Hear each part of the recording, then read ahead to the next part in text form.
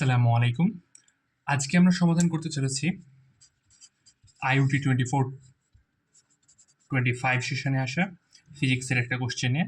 তো কোশ্চেনে বলছে যে a motorcycle stuntman must jump a 20-meter long canyon to safely land to the other end using a 15-degree ramp. How fast should he travel to safely cross that canyon? তো এখানে একটা configuration দেওয়া আছে, প্রশ্নের পরে একটা কনফিগারেশনের পরে আপনাদের প্রশ্নে অপশন দেওয়া থাকবে, বাট আমি এখানে অপশন মেনশন করি নাই। কারণ হলো যে আমি আপনাদেরকে অপশন ছাড়া কোশ্চেনটা কীভাবে সলভ করতে হয় সেটা একটু দেখাবো। মানে আপনাদের অ্যাপ্রোচটা দরকার তো, তাই না, কনসেপ্ট ক্লিয়ারেন্সের জন্য। তো এখানে হাউ ফাস্ট বলছে, তো এখানে ফাস্ট বলতে আসলে এখানে ভেলোসিটিটা চাইছে, ঠিক আছে। কোশ্চেন দেখে আপনার ওভারঅল এটা আইডিয়া হওয়া দরকার যে এখানে ভেলোসিটি চাইছে। আচ্ছা, এখানে আরেকটা কথা মেনলি বলে রাখি যে কনফিগারেশনযুক্ত কোশ্চেন আইইউটিতেই বেশিরভাগ দেখা যায়। অন্যান্য ইউনিভার্সিটিতে কনফিগারেশনযুক্ত কোশ্চেন আসে, বাট আইইউটিতে বেশি একটু দেখা যায়। আবার এই প্রশ্নে যদি আবার কনফিগারেশন যদি না দিত, ঢেকে দিত, তাহলে কিন্তু আপনি বুঝতে পারতেন না যেটা আসলে কোন টপিক থেকে আসছে, ঠিক আছে। তো এটি আসলে আসছে হলো প্রজেক্টাইল মোশন টপিক থেকে।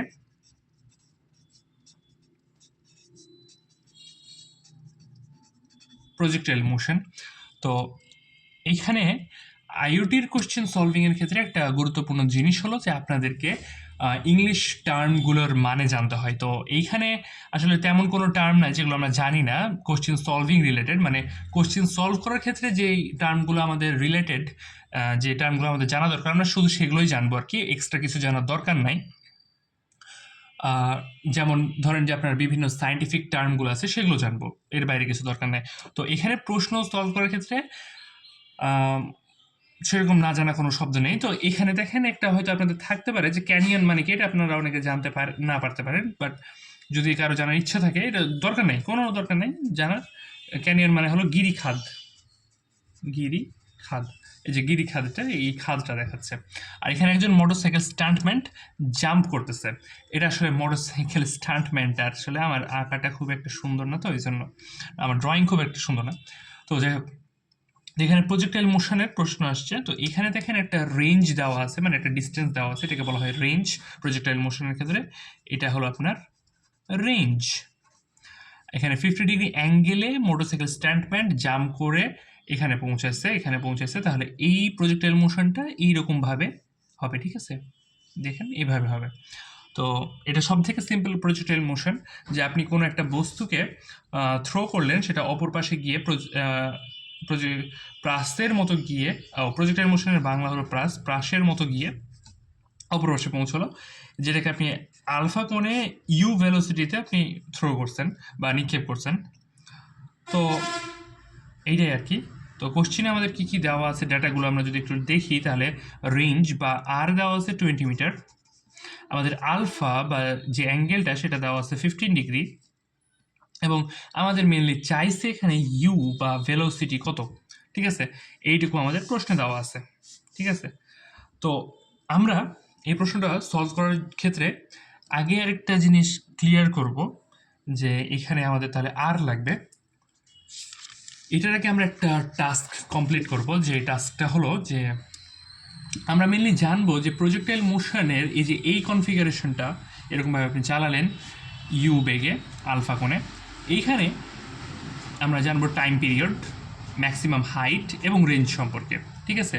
আসলে রেঞ্জ বের করতে গেলে আমাদের টাইম পিরিয়ডটা সম্পর্কে জানা লাগবে। তো টাইম পিরিয়ডটা সম্পর্কে যদি আমরা জানা লাগে, তাহলে এইজটাও জেনে নেব, এইজটাও জানাই দিব আমি, কারণ এই তিনটা টার্ম, মানে এই তিনটা জিনিস, এই তিনটার ফর্মুলা খুবই গুরুত্বপূর্ণ।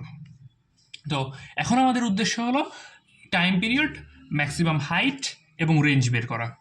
এটার বাংলাকার হলো বিচরণকাল, সর্বোচ্চ উচ্চতা এবং আনুভূমিক পাল্লা বের করা।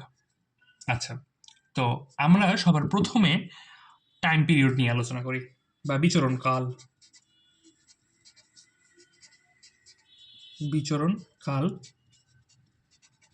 বা টাইম পিরিয়ড। ওকে, তো আমরা এখানে একে চালাইছিলাম ইউ ভেলোসিটিতে, রাইট। তো আপনারা সকলে জানেন যে এই ইউ ভেলোসিটিকে দুইটা উপাংশে ভাগ করা যায়, সেই উপাংশ দুইটা কি ইউ কজ আলফা, যেটা এক্স অ্যাক্সিস বরাবর কাজ করতেছে, ওয়াই অ্যাক্সিস বরাবর যেটা কাজ করতেছে সেটা হলো ইউ সাইন আলফা, রাইট? তাহলে u cos alpha sine alpha, বিচরণকাল বের করবো আমরা। তো আমরা মোশনের যে সকল সূত্রগুলো জানি সেগুলো দিয়ে বিচরণকাল বের করব। তো এই পোর্শনটুকুটা আপাতত থাক, ঠিক আছে? এই পোর্শনটুকুটা আপাতত থাক। আমরা বিচরণকাল, তারপরে সর্বোচ্চ উচ্চতা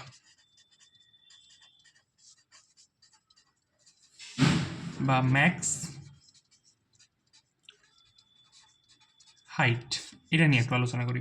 দেখেন, আপনি সিম্পলি কোনো একটা জিনিস চিন্তা করেন যে আপনি কোনো একটা বস্তুকে ওপরের দিকে নিক্ষেপ করলেন, ঠিক আছে? ওপরের দিকে নিক্ষেপ করলেন বা থ্রো করলেন কোনো একটা বস্তুকে, সে ওপরের দিকে যাওয়ার পরে আবার নিচের দিকে ফেরত আসে, রাইট? উপরের দিকে যাওয়ার পরে সে নিচে আবার ফেরত আসে। তো আপনি যখন কোনো বস্তুকে উপরের দিকে নিক্ষেপ করেন তখন মেনলি আপনি কোনো একটা নিশ্চিতভাবে কোনো একটা ভেলোসিটি দিয়ে নিক্ষেপ করেন। আবার যখন কোনো জিনিসকে আপনি নিচের দিকে ছাড়েন তখন কিন্তু কোনো ভেলোসিটি ছাড়াই আপনি ছাড়েন, সে গ্র্যাভিটেশনাল ফোর্স বা অভিকর্ষ বলের কারণে নিচে পড়তে থাকে। বাট যখন আপনি উপরের দিকে নিক্ষেপ করেন সেটাকে গ্র্যাভিটেশন বা অভিকর্ষ বলের বিরুদ্ধে কাজ করে উপরে যেতে হয়। তো এখানে ইউ বেগে আপনি নিক্ষেপ করলেন, সেটা আবার নিচের দিকে আসলো। তো এই যে সর্বোচ্চ উচ্চতাটা সে গেল সেটা হলো এইচ, এবং তার আসতে যে টোটাল সময়টুকু লাগলো সেটা হলো টি। আমরা এটাকে এইচ দ্বারা ডিনোট করলাম, এটাকে টি দ্বারা ডিনোট করলাম। ওকে, তাহলে এখন এই টিটা দেখেন, এই টিটা আসলে আমরা বের করব, তবে তার আগে বলে রাখি যে সূত্র এখানে কোনটা ব্যবহার করব, V is equal to U plus A T, ঠিক আছে? এই সূত্র দ্বারা আমরা টিটা বের করব। সো এখন যখন আপনি এই ম্যাক্সিমাম হাইটে যখন আপনার থাকবে কোনো একটা বস্তু, তখন তার বেগ কিন্তু হবে 0।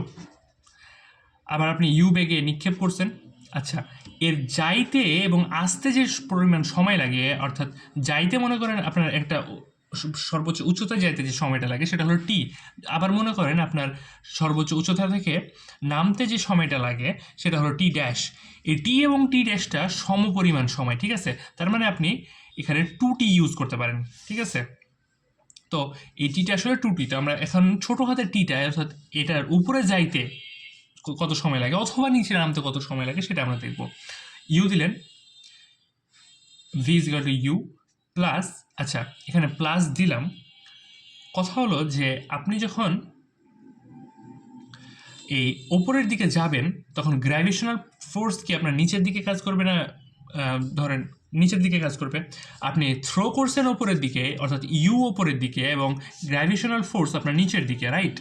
তো ওপরের দিকে আপনি থ্রো করছেন, গ্র্যাভিটেশনাল ফোর্স নিচের দিকে, তাহলে ওপরের দিকটা যদি আমি পজিটিভ ধরি এটাকে, তাহলে নেগেটিভ ধরতে হবে। তাহলে এখানে আসলে প্লাস দেওয়া যাবে না, এখানে দিতে হবে কি আপনার মাইনাস।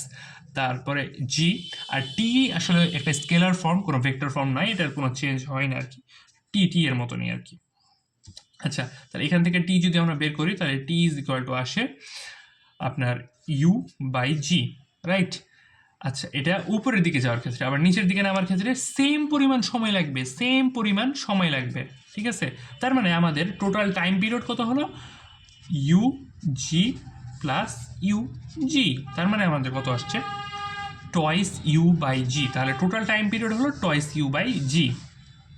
আচ্ছা, এবার আসি আমরা ম্যাক্সিমাম হাইট কিভাবে বের করতে হয়। এই যে এই কনফিগারেশনের ক্ষেত্রে ম্যাক্সিমাম হাইট, এটা কিন্তু আমরা চিন্তা করতেছি না আপাতত আমরা এটা নিয়ে কাজ করতেছি।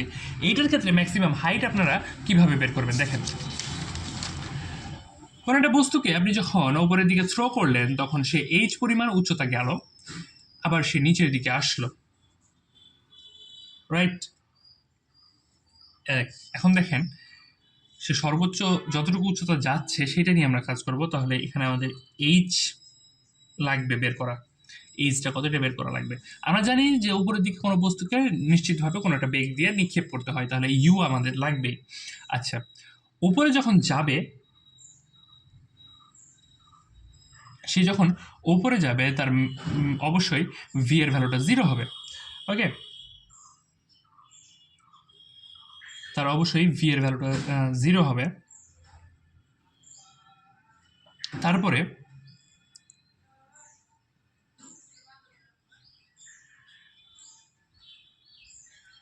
তারপরে সে যখন ওপরে যাওয়ার পরে ভি এর ভ্যালু 0 হলো, তারপরে সে যখন মনে করেন যে উপরে থাকবে, তারপরে তার গ্র্যাভিটেশনাল ফোর্স নিচের দিকে কাজ করবে। সরি, আমি একটু আটকে গেছিলাম এই কারণে যে এখানে অনেকগুলো ডটেড পড়ছে, তো এটা আমি ভাবতেছিলাম যে এখানে ক্লাসটা নিব কিনা, তো নেওয়া যায় আর কি, তেমন কোনো সমস্যা নেই। আচ্ছা, তাহলে আমাদের এখানে কিন্তু ডিরেকশনগুলো খুব গুরুত্বপূর্ণ, যে কোন দিকে কোন ডিরেকশন হবে সেটা খুব গুরুত্বপূর্ণ, কারণ আমরা গতিবিদ্যা বা ডাইনামিক্স অধ্যায় পড়েছি কিনা সেটা আমি নিশ্চিতভাবে বলতে পারতেছি না, বাট এখানে ডিরেকশনগুলো খুব গুরুত্বপূর্ণ। এইচ আপনার উপরের দিকে ডিরেকশন, ঠিক আছে, ইউ আপনার উপরের দিকে, জি আপনার নিচের দিকে ডিরেকশন, আর ভি এর ভ্যালু তো জিরোই। তাহলে এখানে দেখেন আপনার সব থেকে রিলেটেবল কোন সূত্রটা লাগতেছে, সব থেকে রিলেটেবল সূত্রটা হলো V square is equal to U square plus twice G H, ঠিক আছে, এটা আপনার সব থেকে রিলেটেবল সূত্র।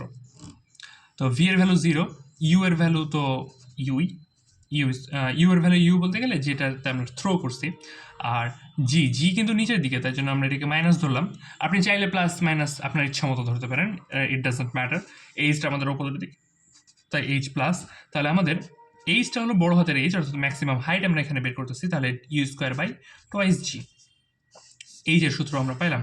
এখন আমাদের টি এর সূত্রটা ছিল কি, টয়েস ইউ বাই জি, এবং এই যে সূত্র এইটা। আমাদের উদ্দেশ্য কিন্তু টি আর এইচ এই কনফিগারেশনের জন্য বের করার উদ্দেশ্য ছিল না, আমাদের উদ্দেশ্য ছিল এই কনফিগারেশনের জন্য টি আর এইচ বের করা। তাহলে এই কনফিগারেশনের জন্য টি আর এইচ কীভাবে বের করবেন, দেখেন ইউ দিচ্ছেন, ইউ এর দুইটা উপাংশ আছে, একটা ইউ সাইন আলফা, একটা ইউ কজ আলফা, ঠিক আছে। তারপরে আপনার হাইট আছে, একটা হাইট আছে, এখানে আলফা কোণ আপনি নিক্ষেপ করছেন, ওকে। আচ্ছা, তো যাই হোক, টি এর ক্ষেত্রে দেখেন আপনি, আমরা টি এর ক্ষেত্রে এই যে আমরা এটা কি ওয়াই অ্যাক্সিস বরাবর হিসাব করছি না, সো এখানে ওয়াই অ্যাক্সিস বরাবরই এটা নিব, u sine alpha, two u sine alpha by g. G এর কোনো চেঞ্জ হবে না, কারণ জি এক্স অ্যাক্সিস বরাবর নাই, জি এর কোনো উপাংশ হয় না, জি সব সময় ওয়াই অ্যাক্সিস বরাবর কাজ করবে। আচ্ছা, এইচ অর্থাৎ ম্যাক্সিমাম হাইট আমরা বের করব। ইউ এর ক্ষেত্রে দেখেন, ইউ এর ক্ষেত্রে আমরা ম্যাক্সিমাম হাইট বের করছিলাম কিসের জন্য, ওয়াই অ্যাক্সিস বরাবর। তাহলে আমরা এখানে ওয়াই অ্যাক্সিস বরাবর যে হাইটটা হচ্ছে সেটা নিয়ে আমরা কাজ করব, ঠিক আছে, ওয়াই অ্যাক্সিস বরাবর সেটা নিয়ে আমরা কাজ করব। তাহলে ওয়াই অ্যাক্সিস বরাবর u sine alpha whole square by two g. তাহলে আমাদের এই সিম্পল প্লাসের জন্য টাইম পিরিয়ড এবং হাইট বের করা কমপ্লিট।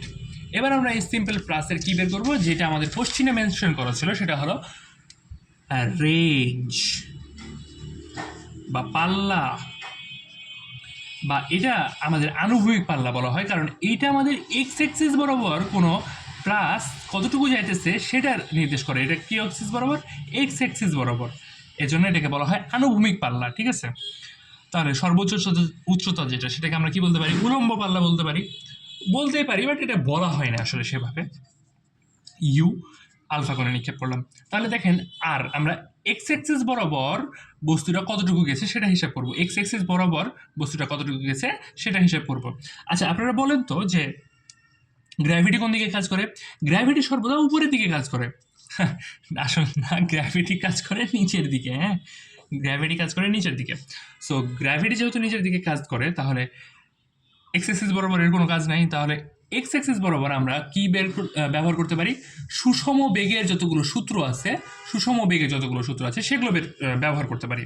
যেমন সুষম বেগকে ইংরেজিতে বলা হয় ইউনিফর্ম ভেলোসিটি, ইউনিফর্ম ভেলোসিটি, বা যেটাকে বলা হয় সুষম বেগ, ওকে। S is equal two VT.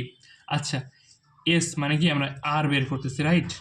V মানে কি, দেখেন এটার ওয়াই অ্যাক্সিস বরাবর হলো ইউ সাইন আলফা, আর এক্স অ্যাক্সিস বরাবর কি, ইউ কজ আলফা। তাহলে আমরা এখানে ইউ কজ আলফা।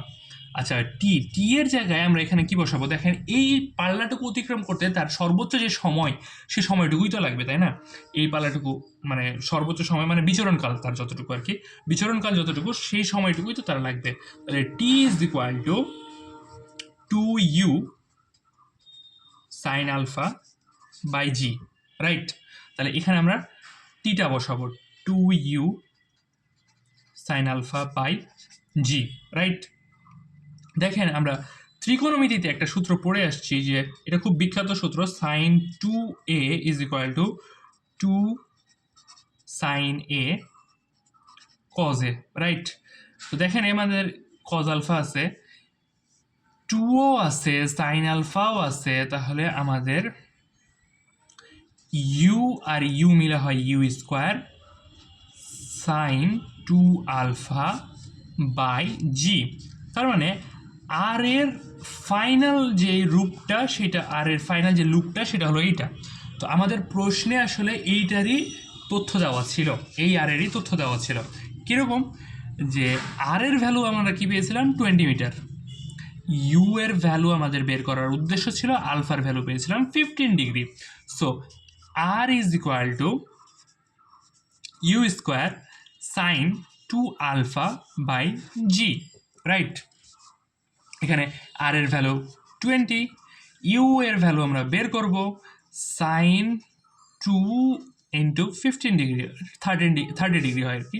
জি এর ভ্যালু 9.8 বসাবো যদি কোশ্চেনে মেনশন না করা থাকে। এটা অবশ্যই খেয়াল করবেন যে কোশ্চেনে কিন্তু কোনো সময় জি এর ভ্যালু মেনশন করা থাকে 10 মিটার পার সেকেন্ড স্কোয়ার।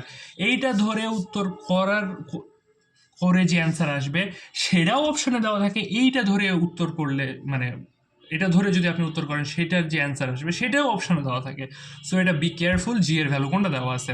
তো এই ইকুয়েশনটা আমরা সলভ করবো ক্যালকুলেটারে। এই সলভটা আপনাদের ক্যালকুলেটারে আমি দেখাবো ক্যাসিও 991 CW-তে। আসলে এখন সব কিছুই অ্যাডভান্স হয়ে গেছে, তো আমরা অ্যাডভান্স টেকনোলজিগুলোই সব থেকে নেওয়ার চেষ্টা করবো। এই ক্যাসিও 991 CW এটা SSC-তেও এখন অ্যালোর অনুমোদন পাইছে আর কি। তো সেই ক্ষেত্রে আপনাদের কোনো সমস্যা নেই, 4 বছর একটা ক্যালকুলেটারেই পার করা সম্ভব যদি কোনো ক্ষতি না হয় ইনশাল্লাহ। তো দেখেন এটা আমরা কেমনে করব। ফার্স্টে অন হোমে যাব, হোমে যাওয়ার পরে এখানে ইকুয়েশন যেটা আছে সেটাতে যাব, সলভারে যাব, ঠিক আছে? তারপরে দেখেন এখানে 20, তারপরে ইকুয়েশন চিহ্ন টানার জন্য শিফট, এই ব্র্যাকেটের ফার্স্ট ব্র্যাকেটের এটা, দেন এখানে আমরা ইউ স্কোয়ার চাইতেছি, তাই জন্য এখানে ডিভাইড দেবো এক্স স্কোয়ার ইন্টু সাইন, এখানে 2 ইন্টু 15 ডিগ্রি, নিচে 9.8। আচ্ছা, এটা অবশ্যই খেয়াল রাখবেন যে আপনাদের ক্যালকুলেটর যেন ডিগ্রি মোডে থাকে। এক্সিকিউট। তো আমাদের যে ভেলোসিটিকে মোটরসাইকেল স্ট্যান্ডম্যানকে যেতে হবে সেটা হলো u is equal to 19.79 metre per second ভেলোসিটিতে, এবং এইটাই হলো আমাদের অ্যান্সার।